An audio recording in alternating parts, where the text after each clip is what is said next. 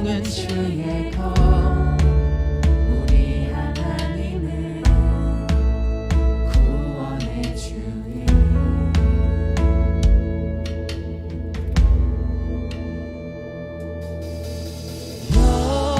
영원부터 영원까지 다스리시는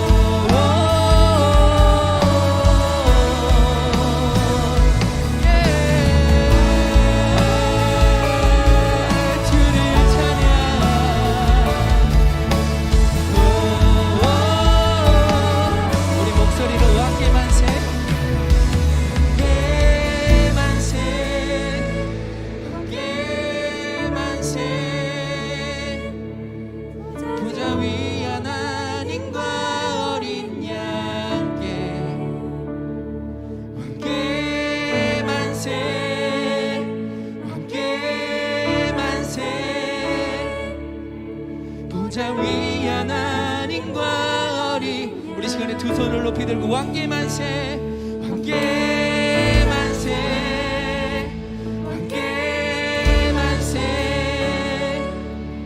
보좌 위 하나님과 어린 양, 그 왕께 만세, 왕께 만세, 왕께 만세. 보좌 위 하나님과 어린 양, 모두 외치네.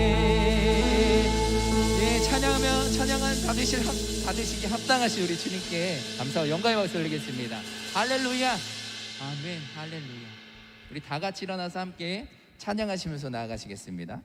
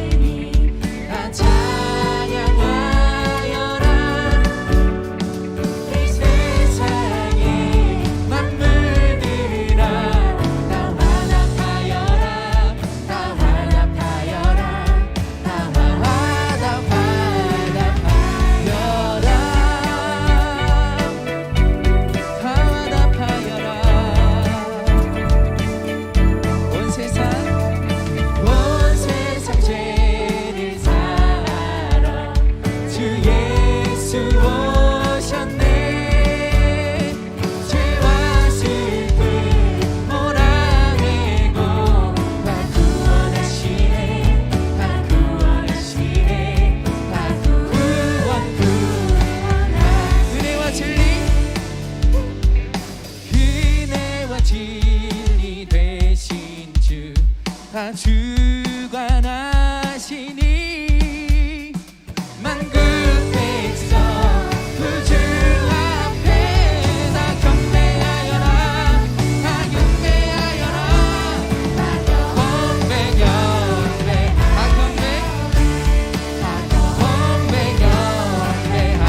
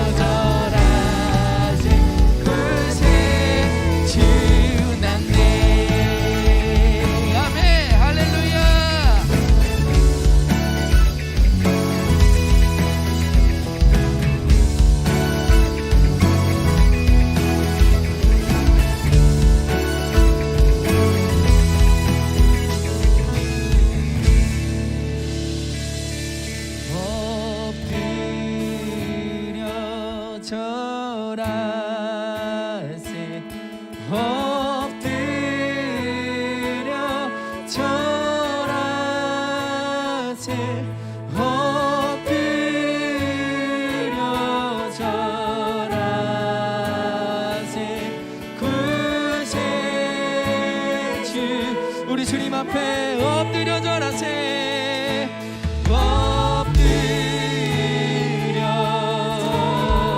엎드려 절하세. 주님께 선포하며 나아갑니다. 엎드려 절하세. 그새 주 엎드려 절하세.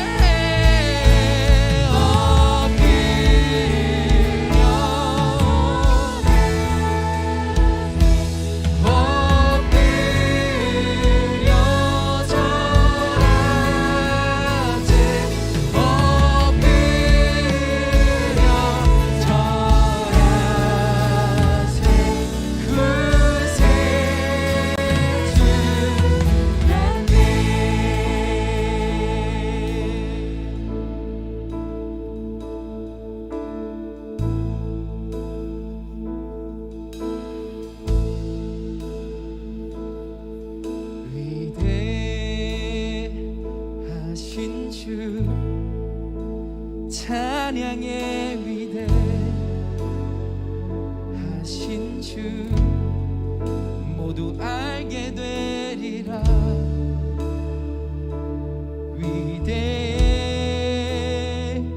위대하신 주 위대하신 주 위대하신 주 찬양의 위대하신 주 모두 알게 되리라. 위대하신 주 위대하신 주님을 높여드리며 나아갑시다.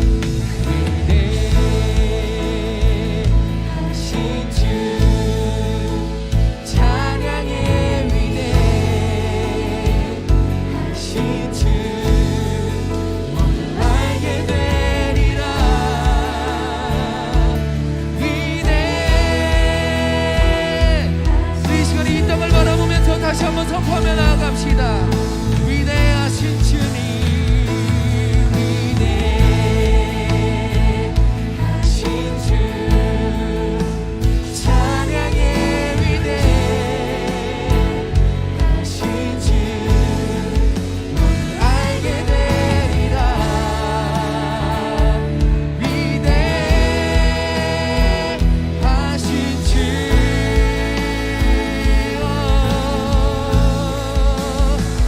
우리 찬양하며 나아갑시다. 할렐루야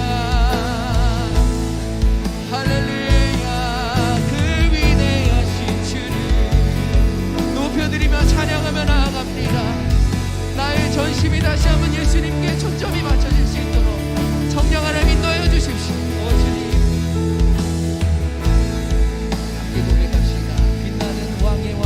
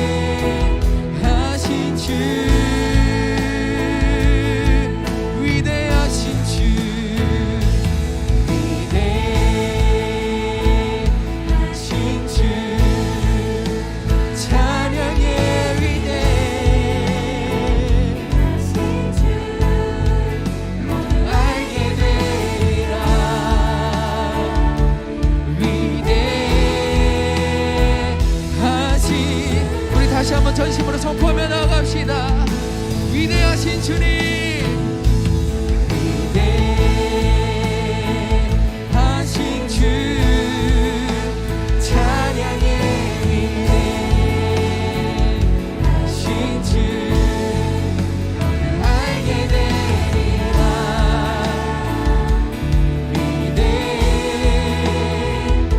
위대하신 주 우리 시간에 함께 기도하시면서 나아가시겠습니다. 하나님 이 땅 가운데 예수님의 이름이 하나님 사람으로 하여금 다시 한번 인정받길 원합니다. 그들이 인정하여 왕이신 예수를 인정하고 다시 한번 두 손을 높이 들고 하나님을 경배하며 찬양하기 원합니다. 이 어려운 때에 주님 다시 한번 믿음 부어주시고 우리 마음 가운데 이 마른 마음을 촉촉하게 적셔달라고 우리 시간에 함께 기도하시면서 나아가시겠습니다. 오 주님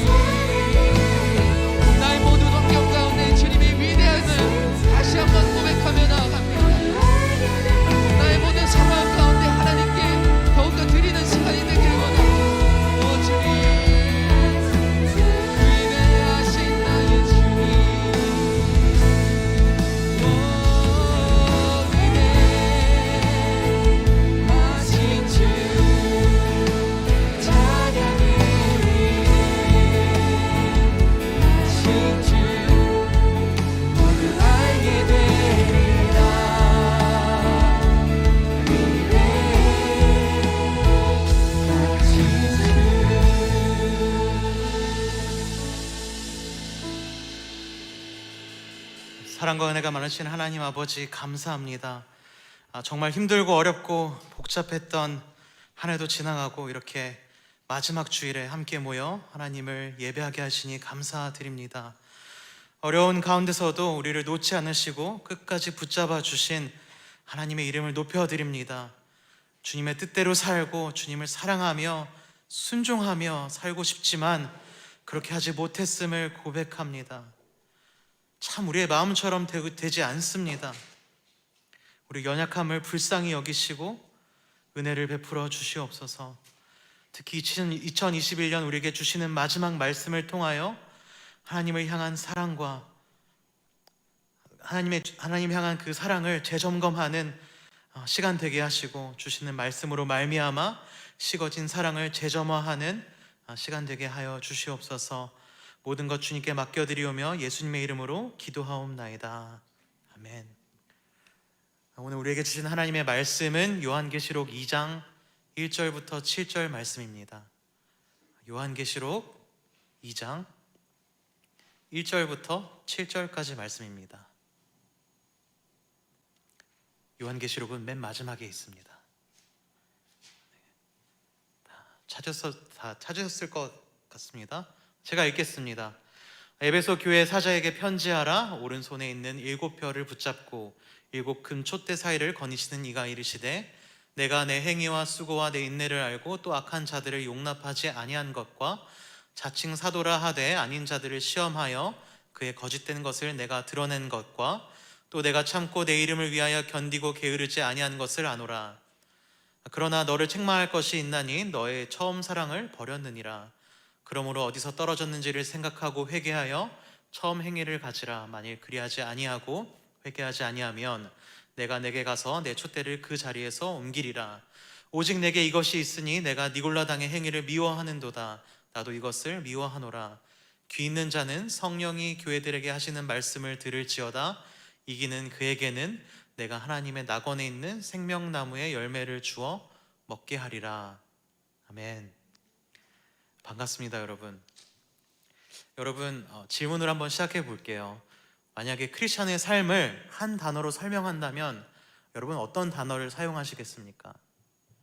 여러분들 눈치 빠르셔서 아시겠지만 제목 보시면 답이 딱 나오죠. 저는 크리스천의 삶을 한 단어로 표현한다면 사랑이라고 생각합니다. 문장으로 만든다면 크리스천과 예수님의 사랑하는 관계라고 할 수 있을 것 같아요. 이 사랑이라는 이슈는 수천 년 전부터 수백 년 전부터 그리고 현대 사회에도 사람들에게 가장 핫한 대화 소재이고 이슈죠. 그러나 이 사랑이라는 단어는 사실 이제 클리셰처럼 변해버렸습니다. 사랑의 무게는 점점 가벼워졌고, 사랑의 이유는 점점 사라졌고, 사랑의 책임은 증발되었으며, 사랑의 모습은 변질되었습니다. 이 사랑이라는 단어가 가지고 있던 의미들이 많이 퇴색되어졌어요. 사랑의 의무가 사라져서 로맨스만을 강조하는 사랑이 되었고, 사랑의 책임이 사라져서 결혼이나 연애의 모습도 많이 바뀌었습니다. 더 나아가 사랑은 꼭 없어도 되는 그런 선택지 중에 하나가 되었습니다. 그래서 이제 사랑이 없어도 사랑한다고 말하는 그런 시대가 된 것 같습니다. 그러다 보니까 이 사랑의 관계에 있어서 상대방에게 사랑을 얼마나 많이 받는가가 굉장히 중요해진 것 같아요. 여러분, 보통 남녀가 썸을 탈 때 이렇게 연락을 하잖아요. 밀당을 하게 되는데, 이 마치 밀당이 사랑의 정석처럼 굳어졌습니다. 내가 분명히 먼저 연락할 수 있음에도 불구하고 상대방이 나에게 얼마나 더 많이 연락하는지, 그것을 통해서 사랑의 크기를 우리가 가늠합니다. 나에게 얼마나 더 많이 연락하는지, 얘가 얼마나 더 자주 연락하는지, 내가 10분 뒤에 답장해도 얘는 30초 안에 대답하는지, 이런 것들을 보면서 우리가 굉장히 그것을 중요히 여깁니다. 제가 말하고자 하는 거는 사랑이 좀 계산적으로 변한 것 같아요. 상대가 나에게 얼마나 큰 이득을 주는 사랑을 하는가, 내가 상대로부터 얼마나 인정받는 그런 사랑을 받는가, 상대방의 사랑이 내 자존감을 높여주는가, 또 나에게 무조건적이고 무비판적인가라는 것을 생각하게 되는 것 같습니다. 이러한 모습이 현대 크리스천들에게도 그대로 적용돼서 나타납니다. 우리 10수년 전부터 당신은 사랑받기 위해 태어난 사람이라고 찬양 부르면서 하나님께서 나를 얼마나 사랑하는지, 하나님께서 나의 꿈과 비전과 목표를 어떻게 채워주시고 이루어주시는지, 나를 통하여서 얼마나 놀라운 일을 하시는지, 나를 세워주시고 나를 소망으로 가득 차게 해주시는지, 하나님께서 나를 이처럼 사랑하사 이러한 것들을 이루어주시겠지라는 그런 것들에 많이 집중하는 것 같아요. 그렇게 우리는 하나님께서 나를 얼마나 사랑하는지에 대해 얘기하지만 정작 내가 하나님을 얼마나 사랑하는가에 대해선 얘기하지 않는 것 같습니다. 나를 향한 주님의 사랑에 대해서만 집중하다 보니까 내가 얼마나 예수 그리스도를 사랑하는지에 대해 깊이 생각할 겨를이 없습니다. 그러나 여러분, 크리스천의 삶은 그리스도를 사랑하는 것입니다. 저는 사랑을 받는 것이 잘못되었다고 말하는 것도 아니고요, 사랑받는 걸 좋아하는 것도 잘못되었다고 말하는 게 아닙니다. 그러나 크리스천의 삶은, 우리의 삶의 목적은 하나님께 사랑을 얼마나 많이 받았냐에 있지 않고 내가 얼마나 하나님을 사랑하느냐에 있다고 생각합니다. 그래서 한 율법 교사가 예수님께 가서 가장 큰 계명이 무엇입니까? 라고 물어봤을 때 예수님께서 이렇게 대답하시죠. 내 마음을 다하고 목숨을 다하고 뜻을 다하여 주 너의 하나님을 사랑하라. 크리스천의 삶은 하나님만을 사랑하는 것, 모든 것을 다해 하나님을 사랑하는 것, 내 모든 것을 희생하면서도 하나님을 사랑하는 것, 순종하는 마음으로 하나님을 사랑하는 것, 경외하는 마음으로 예배드리며 하나님을 사랑하는 것, 주님께서 우리에게 주신 하나님의 아들 예수 그리스도를 사랑하고 그의 말씀을 사랑하는 것, 그것이 바로 크리스천의 삶이 아닐까 생각합니다. 나를 너무나 사랑하셔서 예수님을 보내셔서 나를 구원하신 하나님에서 멈추는 게 아니라 그 하나님을 내가 사랑하는 것, 하나님을 사랑하는 삶, 그게 바로 크리스천의 삶입니다. 세상은 사랑이라는 단어를 가볍고 자유롭고 의무도 책임도 없는 것으로 정의 내렸지만 크리스천에게 사랑은 마음을 다해야 하는 무거운 것이며 목숨을 다해 지켜야 할 약속이고 뜻을 다하여 순종해야 할 책임과 의무입니다. 하나님을 너무나 사랑해서 하나님에 대해 더 알기 원하고 더 높이기 원하고 하나님을 기쁘게 하기 원하고 하나님을 더 섬기기 원하고 하나님과 함께 있기 원하고 다른 사람에게 하나님에 대해 알리고 싶고 하나님을 너무나 사랑해서 나뿐만 아니라 다른 하나님의 자녀들도 사랑하는 것, 말로 설명할 수 없는 하나님을 향한 사랑으로 가득 차는 것, 그게 크리스천의 삶이라고 봅니다. 그래서 베드로는 사랑을 이렇게 표현합니다. 베드로전서 1장 8절에 보면 예수를 너희가 보지 못하였으나 사랑하는도다. 여기 중에 예수님 보신 분 아무도 없으시죠? 봤으면은 이 자리에 없을 겁니다. 크리스천의 삶은 우리가 그를 보지 못함에도 사랑하는 거예요. 사도 요한은 요한 1서에서 이렇게 말합니다. 우리가 사랑함은 그가 먼저 우리를 사랑하셨습니다. 먼저 우리를 사랑하신 그분을 우리도 사랑하는 것, 그게 크리스천의 삶입니다. 우리 사랑하는 어린 공동체 여러분, 하나님 얼마나 사랑하십니까? 2021년 마지막 주일인 오늘 여러분에게 여러분이 한 해 동안 얼마나 의미 있는 신앙생활을 했는지 물어보지 않으려고 합니다. 코로나로 인해서 내 신앙이 얼마나 게을러져 있는지도 알고 싶지 않아요. 얼마나 많은 죄를 지었는지, 여러분 스스로가 죄인이라는 거 깨닫고 계십니까? 이런 것도 묻지 않으려고 합니다. 하나님의 은혜를 구하셨나요? 이런 것도 묻지 않으려고 해요. 하나님께 감사하는 삶을 살았습니까? 당연히 그렇게 해야 되는 거 아니에요? 라고 따지지도 않으려고 합니다. 하지만 단 한 가지, 나는 하나님을 사랑하는가? 그것을 여러분 스스로에게 물어보기 원합니다. 나는 하나님 사랑하는가? 사랑한다면 얼마나 사랑하는가? 사랑을 하고 있는가? 우리 광주사랑의 교회는, 우리 어린 공동체는 하나님을 사랑하는가? 물론 이렇게 대답하실 거예요. 당연히 하나님 사랑하죠. 그렇죠. 여기 있는 모든 분들이 하나님 사랑하죠. 오늘 본문에 나오는 에베소 교회 교인들도 당연히 하나님 사랑하죠 라고 말하는 그런 교회였습니다. 그들은 예수님을 진짜로 사랑했어요. 그 증거가 본문에 있습니다. 그들은 참 많은 칭찬을 받았습니다. 그러나 그들의 사랑에 문제가 생긴 거예요. 그래서 어느새부터 사랑이 안 멎어진 겁니다. 어느새부터 사랑보다 지식이 좋아지고 사랑보다 다른 것들이 더 중요해진 거예요.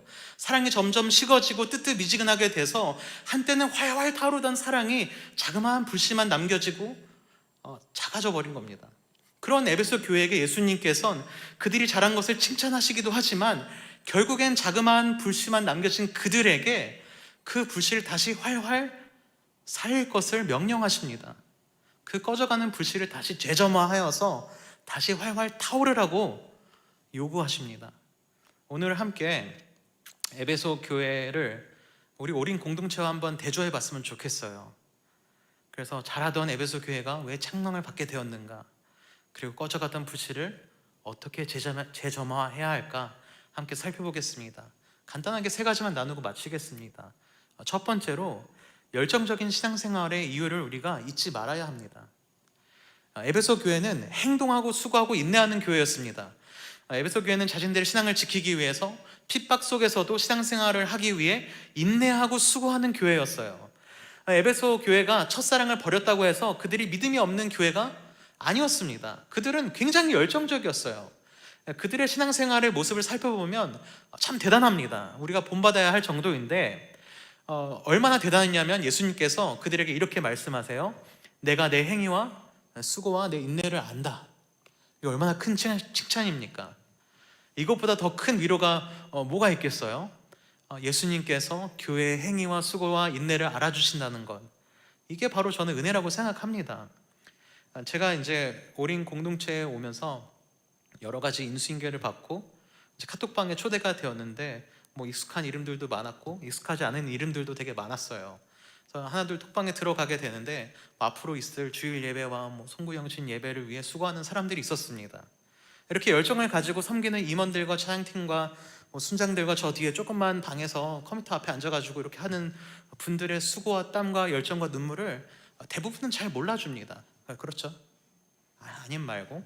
근데 1년을 마무리하면서 만약에 사람들을 모아놓고 우리가 1년 마무리하면서 뭐가 잘못됐는지 한번 얘기해 봅시다라고 한다면은 끝나지가 않을 거예요. 다들 굉장히 많은 불만과 불평을 할 수 있을 것이고 비판을 할 수 있을 겁니다. 우리는 태어나기를 프로 불편러로 태어났잖아요. 여러분 아니면 말고 저만 그럴 수 있겠지만, 하지만 여러분 하나님이 아세요. 우리의 수고와 인내를 하나님이 아십니다. 이분들만 잘했다는 게 아니에요. 여기 나와 계신 분들도 코로나라는 그 일상을 잠식해버린 이 끔찍한 상황 속에서도 인내하고 교회에 나오고 집중이 잘 되지도 않지만 저기 화면 앞에 앉아가지고 어떻게든 예배를 드리려고 하는 그 수고를 마다하지 않는 여러분들을 보면서 하나님께서 내가 안다라고 말씀하십니다. 그런데 여기에 함정이 있어요. 이럴 때 우리가 조심해야 됩니다. 행위와 수고와 인내로 열심히 신앙생활 하다 보면 우리가 왜 이걸 하는지를 까먹게 돼요. 여러분, 신앙생활에 있어서 왜라는 질문은 굉장히 중요합니다. 저 때는 말이죠, 라떼는 제가 이제 여러분 나이 때, 대학생 때, 20대 초반 때, 한 10몇 년 전인데, 그때는 교회에 이상한 전통이 있었어요. 청년들은 무조건적으로 봉사를 해야 된다. 무조건적인 섬김. 뭐 지금은 그렇지 않다고 합시다. 이 두 가지가 나쁜 건 아니에요. 그렇죠. 좋은 겁니다. 조건 없이 봉사하고 섬기는 것이야말로 참 성도의 모습이잖아요. 그런데 문제는 대체 이걸 왜 해야 되는지, 왜 봉사해야 되는지, 왜 섬겨야 되는지 말해주는 사람이 없었어요. 그냥 순종해라. 하나님을 위하여, 교회를 위하여 섬겨야지. 청년들이 교회 허리인데. 맞아요, 맞습니다. 그런데 이걸로는 설명이 부족하잖아요. 해야 되는 것도 알고요, 하는 것이 좋고 선하고 칭찬받을 만한 일이라는 것도 압니다. 그런데 왜 해야 할까? 저는 그 대답이 3절에 있다고 봅니다. 3절에 보면 이렇게 얘기를 해요. 예수 그리스도의 이름을 위하여 한다라고 얘기합니다. 즉 예수 그리스도의 나를 향한 사랑, 그리고 그를 향한 나의 사랑, 사랑하는 나의 구세주 예수 그리스도의 이름을 높이기 위해서 우리는 하는 거예요. 아무도 나의 수고와 인내를 알아주지 않아도 그것을 아시고 위로하시고 응원하시는 내가 사랑하는 예수 그리스도를 위해서 하는 겁니다. 영원한 죽음을 맞이할 수밖에 없었던 나에게 영원한 생명을 허락하신 내가 사랑하는 예수 그리스도를 위해서 하는 거예요. 지금도 나를 위해서 아버지의 옆에서 나를 위하여 중보하시며 그의 영을 보내셔서 나를 인도하시는 나의 사랑 예수 그리스도를 위하여 하는 겁니다. 사랑하기 때문에 우리는 행동합니다. 사랑하기 때문에 우리는 수고합니다. 사랑하기 때문에 우리는 인내합니다. 그런 우리의 사랑을 예수님께서 아신다고 말씀하십니다. 여러분, 예수님 사랑하십니까? 우리의 모든 행동의 왜, 이유는 사랑이에요. 두 번째로, 진리를 위해 살 수 있게 해주는 능력을 우리가 버리지 말아야 됩니다. 에베소 교회는 거짓 가르침을 분별하는 하나님을 아는 지식으로 가득한 교회였어요.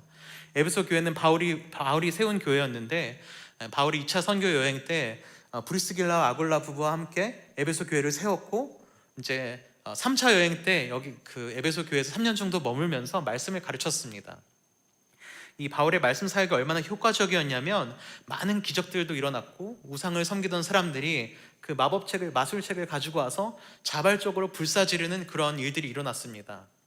그리고 근처 소아시아, 지금은 터키 지역이죠, 그곳에 사는 온 사람들이 와서 바울이 전하는 복음을 들었다라고 얘기를 해요. 그런 바울의 곁에서 훈련받은 에베소 교회가 거짓 가르침을 분별하는 것은 어찌 보면 당연한 것이었겠죠. 물론 그때 있던 성도들과 요한계시록에서 요한이 그 대상으로 쓴 그 사람들은 이미 세대 교체가 돼서 달랐을 겁니다. 그럼에도 불구하고 여전히 에베소 교회는 말씀, 그러니까 진리를 수호하고 진리를 따르고 진리를 공부하고 진리를 연구하는데 게을리하지 않았어요. 게다가 바울은 미리 에베소 교회에 악한 자들이 나타날 거다라고 예언을 했었거든요. 사도행전 20장에서. 그래서 에베소 교회는 악한 자들을 진짜 받아들이지 않았습니다. 자칭 사도라고 하는 거짓 가르침을 주는 자들을 시험하고 그들의 거짓된 것을 드러냈어요. 이처럼 가짜들을 시험하고 거짓된 것을 드러내는 것 굉장히 중요하죠. 그리고 또 한 가지가 중요하다면 순결해야 될 겁니다. 그래서 1절에 보면은 교회를 뭐라고 표현하냐면 금촛대라고 표현합니다. 교회는 금처럼 순결해야 돼요. 순금 안에 다른 어떤 금속이 없는 것처럼 우리가 순금이 되어야 합니다. 근데 에베소 교회가 순결해서 거짓 가르침을 주는 자들을 구별한 것처럼 우리도 그렇게 되어야 되겠죠. 또 에베소 교회가 진리를 잘 알아서 하나님을 아는 지식이 깊어서 또 풍부해서 악한 자들을 용납하지도 않고 거짓 사도들을 분별하는 것들, 그것도 우리가 배워야 되겠죠. 우리도 그렇게 되어야 할 겁니다. 그런데 여기에도 함정이 있어요. 에베소 교회는 진리를 위해 참고 견디며 게으르지 않고 분별하고 악한 자들을 물리쳤지만 그들의 지식은 옳았습니다. 잘 알았어요. 진리를 위해서 또 살았고, 그런데 문제는 그 사람들은 사랑을 버렸습니다. 진리를 행사할 수 있는 능력인 사랑을 버렸어요. 악한 자들을 용납하지 않았지만 사랑으로 하지 않았습니다. 그들은 거짓 선지자들을 미워하였지만 그들을 회심으로 이끌지는 못했어요. 거짓 가르침을 분별했지만 사랑이 없는 불평과 비난과 정죄로 했습니다. 또 옛날 얘기를 좀 하자면 죄송합니다. 제가 옛날 사람이라서 옛날 얘기를 하면, 제가 청년 때 제가 정말 많은 것을 알고 있다고 착각했던 때가 있어요. 대학을 졸업하고 이제 신학 공부를 시작하면서 많은 강의와 설교와 책들을 이제 읽으면서 지식적으로 채워지던 그런 시기가 있었습니다. 그럴 때 교회 어른들을 보면서 굉장히 많은 불평을 했던 것 같아요. 왜 저분들은 항상 보고를 구하는 것으로 끝날까? 여러 가지 얘기를 하는데 논리적이지 못할까? 들으시면 조금 문제가 되나요? 어쨌든 저거 좀 맹목적인 신앙이고 번영신학이고 기복신학 아니야? 라고 불평했고 비판했던 적이 있습니다. 그렇죠. 틀린 말은 아니라고 생각합니다. 하나님께서 성경 주셨을 때 그저 신비롭고 이해할 수 없는 말씀을 주신 게 아닙니다. 우리가 분명히 이해할 수 있도록 인간의 언어를 통해서 주셨고, 우리는 논리적으로 체계적으로 그것을 이해할 수 있어요. 그리고 복만 구하는 기복신앙은 성경적이지 않습니다. 하지만 그것을 지적만 하고 비판만 하고 뜻이 맞는 자들과 함께 불평만 한다면 그 말이 아무리 옳다고 할지라도 과연 그 전체가 옳은 것일까? 저는 그게 옳지 않다는 걸 깨닫는데 시간이 좀 걸렸던 것 같아요. 여러분 한번 생각해 보세요. 우리는 애초에 진리를 알 수 없는 존재였습니다.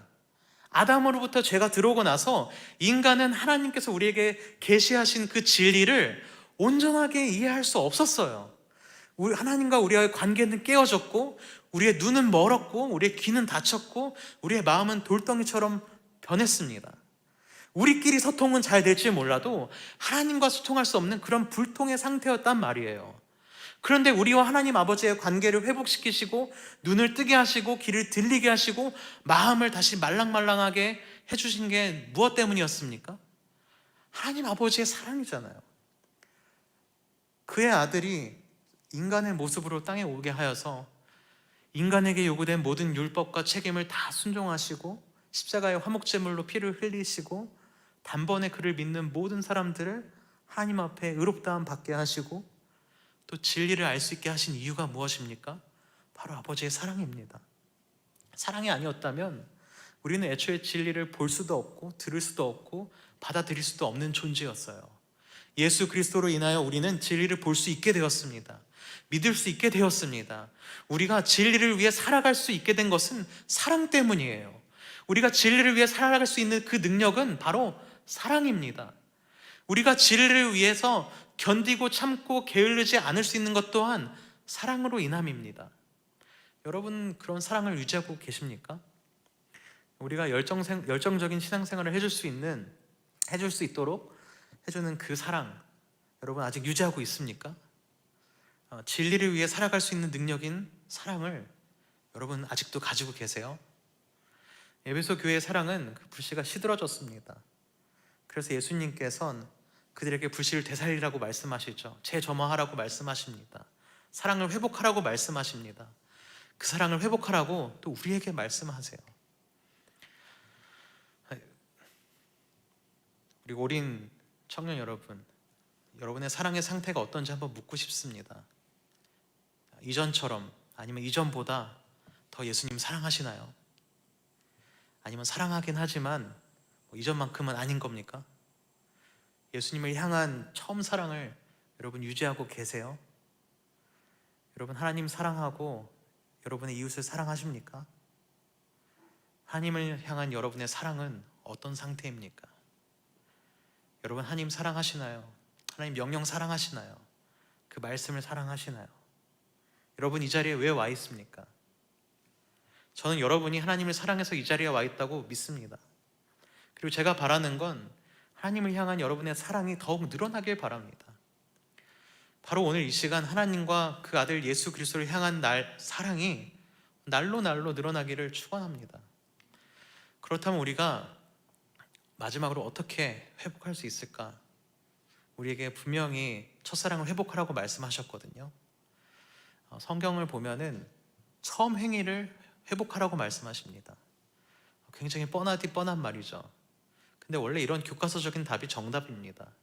사랑을 재점화하는 것은 요행으로, 꼼수로, 그 누구도 알지 못했던 신박한 방법으로 되어지는 게 아니에요. 사랑의 재점화는 처음 행위, 죄에서 나를 구원하신 예수 그리스도의 위대한 사랑에 감격하여서 뜨거운 사랑으로 행했던 그 행위들로 돌아가고 반복하고 그렇게 함으로써 회복되는 겁니다. 그리스도의 은혜에 처음으로 감격했던 그 사랑, 그 신앙의 시작으로 돌아가는 거예요. 내가 죄인임을 깨닫고 나를 향한 놀라운 사랑을 경험하고 나서 했던 그 회개의 눈물, 회개의 기도, 눈물의 기도, 사랑의 고백, 그곳으로 돌아가는 겁니다. 우리의 양심이 날카롭게 서서 어떤 죄에도 민감했던 때가 있잖아요. 아버지의 사랑이 이렇게 넓고 깊고 높은데 이 죄 때문에 내가 아버지께로 향하는 그 길을 막게 할 수는 없어 라고 하면서 우리가 했지 않습니까? 내가 너무나 힘들고 지치고 입에서 욕지거리가 나오는 그런 상황 속에서도 예전에는 우리 그랬잖아요. 아, 맞아, 아버지께서 나와 함께 하시고 나를 도와주실 것이고 나를 버리지 않으실 거라고 약속했잖아. 주님 사랑합니다, 주님 감사합니다라고 고백했던 때가 있지 않습니까? 내가 다른 사람들이 보기에 지식이 넘치고 거룩해 보이고 대단해 보일 때 다른 사람들에게 보여주기 위한 사랑의 고백이 아니라 스스로가 만들어낸 이미지에 취해서 사랑한다고 고백하는 그런 진심에서 우러나오지 않아서 내 삶과 마음이 일치하지 않는 그런 사랑의 고백이 아니라 내 상황이 좋을 때에도 나쁠 때에도 정말 너무 힘들어서 하나님, 내 삶 정말 노답이잖아요. 정말 환장하겠는데 그런 말들 나오는 거 집어삼키고 주님 그래도 사랑합니다. 이 폭풍 속에서 저를 건져주실 거잖아요. 저 믿어요. 감사합니다. 사랑합니다. 우리 첫사랑이 그랬잖아요. 위대하시고 거룩하시고 공의로우시고 어둠은 하나도 없는 빛이시고 흠 없으신 하나님 앞에서 내가 범죄한 죄인이라는 것을 깨달아 마음속 깊은 곳에서도 곳에서 나오는 그 탄식 속에서도 나를 구원하신 예수 그리스도의 사랑과 은혜를 보면서 우리 고백했지 않습니까? 주님 사랑합니다라고요. 영적 실패는 별게 아닙니다. 첫사랑이 있는 것으로부터 시작돼요. 그래서 우리는 계속해서 리마인드 해야 됩니다. 첫사랑의 행위를 떠올리면서 다시 한번 시작하는 거예요. 첫사랑의 행위를 회복하는 겁니다. 그럴 때 우리는 이기는 자가 될 것이다 라고 약속하세요. 여러분, 다시 한번 묻습니다. 여러분, 예수님 사랑합니까? 우리를 먼저 사랑해 주시는 분이 계시니까 얼마나 감사해요. 우리 주님을 더욱 사랑하기 바랍니다. 또 여기서 멈추지 말고 한 단계만 더 나아갔으면 좋겠어요. 여러분, 옆에 있는 분들 보세요. 얼마나 모습이 아름답습니까? 여러분, 옆에 있는 형제 자매도 사랑합니까? 대답 못하시죠? 사랑해야 돼요. 여러분의 가족과 친구들 사랑하십니까? 지긋지긋하죠? 사랑하셔야 돼요. 하나님을 사랑한다면 하나님의 다른 자녀들을 사랑하는 것은 너무나 당연한 일입니다. 사랑할 수 있는 가족들과 친구와 이웃을 주시니 얼마나 감사합니까? 여러분들이 이웃을 사랑하시길 바랍니다. 새해에는 하나님을 더 사랑하고 내 이웃을 사랑하는 한 해가 되시길 바랍니다. 그리고 새해에는 첫사랑의 행위를 회복해서 식어진 나의 사랑을 재점화하는 한 해가 되기를 간절히 바랍니다. 그래서 여러분, 나를 사랑하시는 하나님, 그런 고백도 굉장히 중요하겠지만 동시에 하나님, 내가 하나님 사랑합니다라고 고백하는 그 마음을 꼭 기억하시면서 이 한 해를 마무리하시고 또 새해를 시작하셨으면 좋겠습니다. 우리 말씀 생각하면서 함께 찬양하겠습니다. 오래된 찬양이죠. 사랑하는 나의 아버지라는 찬양인데 여러분 아실지 모르겠어요. 너무 옛날 노래라. 사랑하는 나의 아버지, 나의 하나님, 나의 예수님, 나의 성령님 이름 높여드립니다. 능력의 주님을 찬양합니다. 전능하신 하나님 사랑합니다. 어제나 오늘이나 내일이나 동일하신 주님을 사랑합니다. 내가 찬양합니다. 영원히 다스리시는 하나님 사랑합니다라는 마음으로 함께 찬양했으면 좋겠습니다.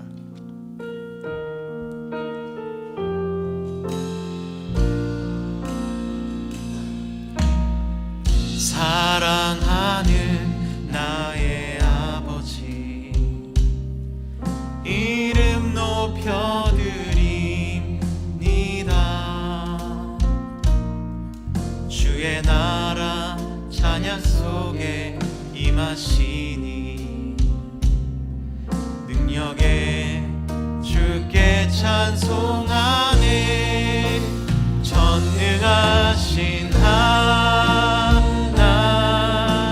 찬양, 언제나 동일하신 주. 전능하신 하나님 찬양, 영원히 다스린 전능하신 하나님 찬양. 다시 한번 찬양합시다. 하신 하나님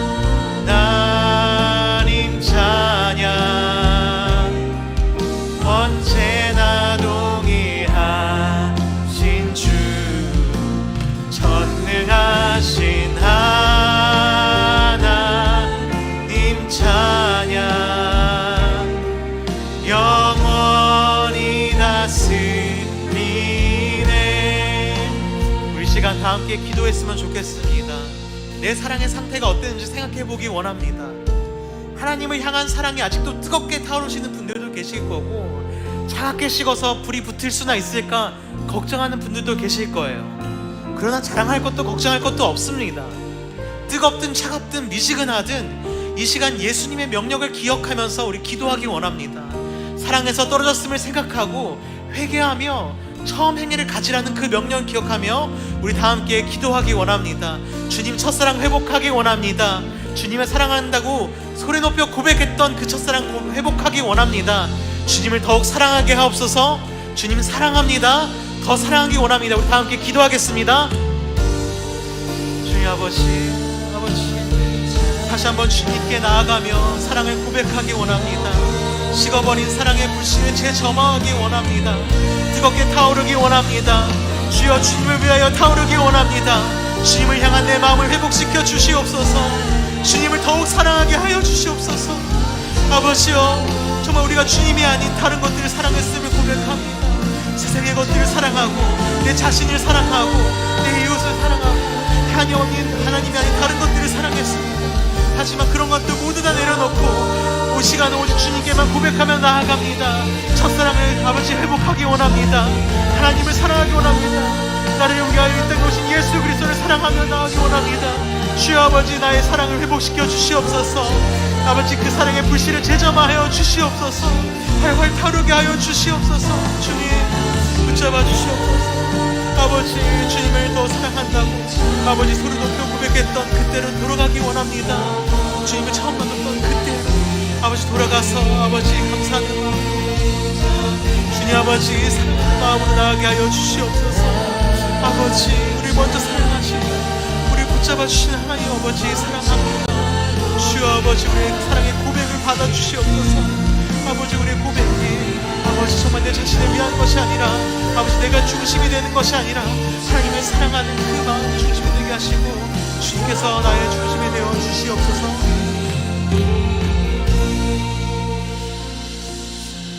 하나님 아버지 사랑합니다. 우리를 먼저 사랑해 주시니 감사합니다. 우리도 하나님을 사랑합니다. 첫사랑을 회복하고 사랑의 불씨를 재점화하라고 말씀하여 주시니 감사합니다. 첫사랑의 행위로 돌아가 작은 불씨가 화염이 되도록 뜨겁게 타오르기 원합니다. 우리의 마음을 아시오니 앞으로 오는 2022년도엔 우리가 활활 타오르게 하옵소서. 주님, 우리의 사랑의 고백을 받아 주시옵소서. 주님, 이 시간 우리의 준비한 우리 예물 드립니다.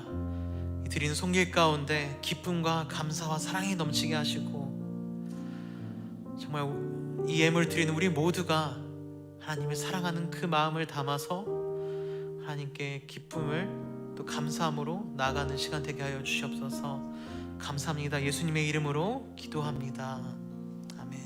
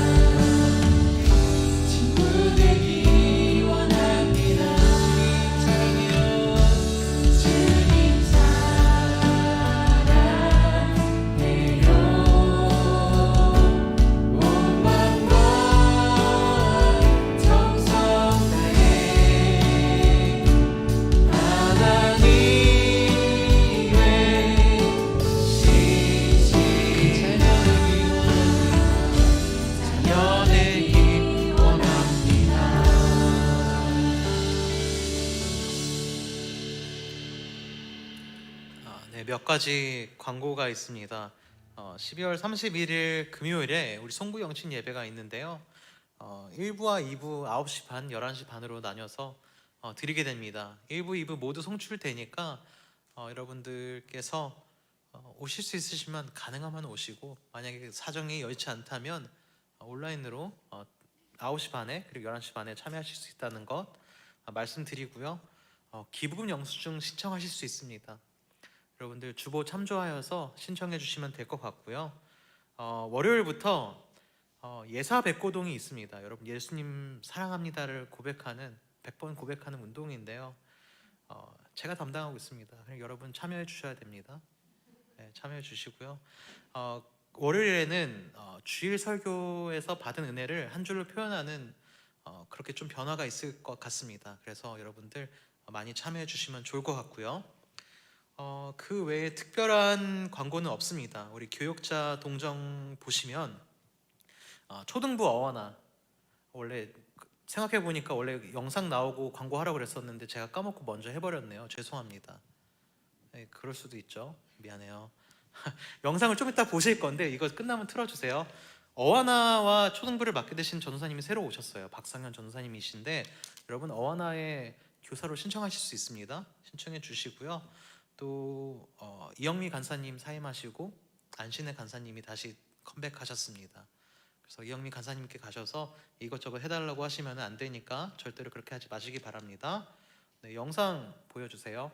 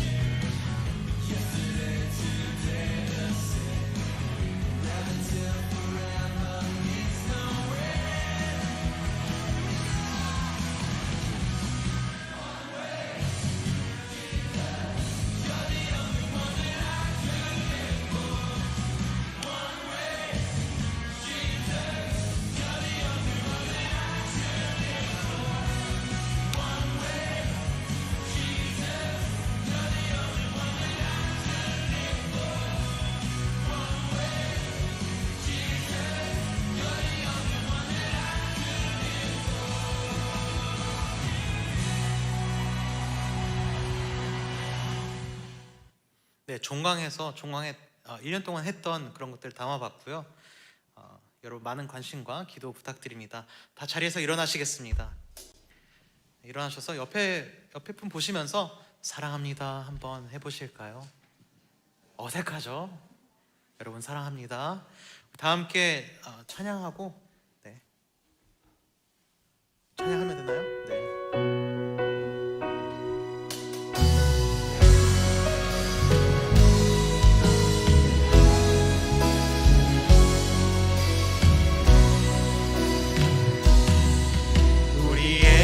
소원이 하나 있네.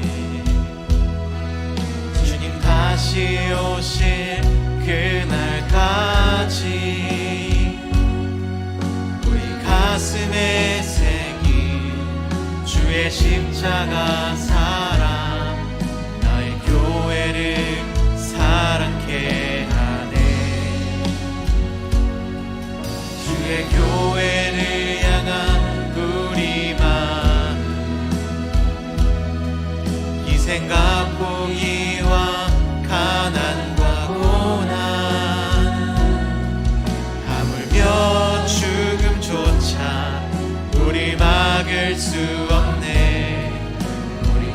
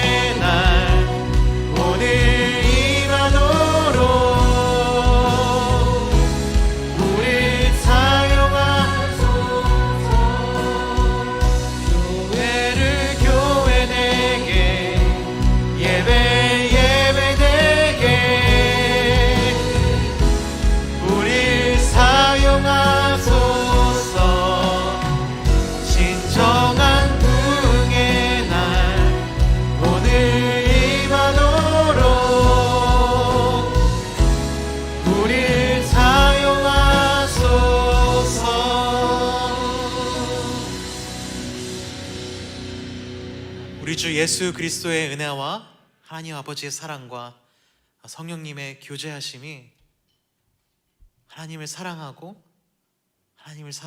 또 하나님을 사랑하는 우리 오린 공동체와 광주 사랑의 교회 위에 영원히 있을지어다. 아멘.